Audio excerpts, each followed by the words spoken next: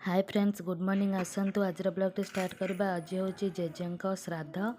श्राद्ध सकालू राति 4टार उठी गाधे पाधे एपटे खेचुड़ी बसई देती।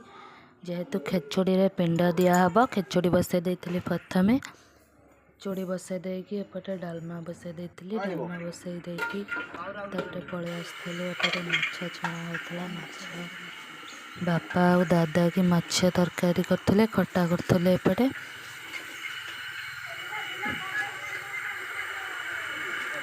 आज समस्ते पूरा दादा बापा और सान दादा समस्ते मिसिक आज आम रोसई करछु। एपटे रोसई चलता समय सोनू थिले बोली आज टिके वीडियो बनईदेले। मुझे भात बसई देती।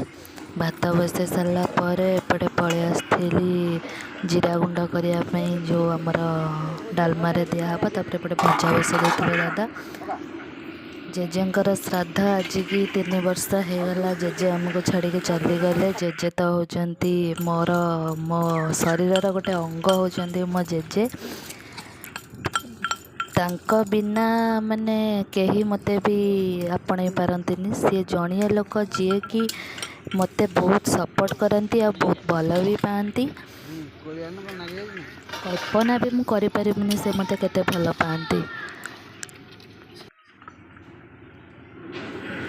छाड़ी चलीगला आउ सेमिति सपोर्ट मते मिलूनी। मुझे सपोर्ट पाई। एपटे रोसई माछ तरकारी हो जाता। एपटे डाली खटा सब सरी जाता। आम समस्ते मिसिकी खाइलु।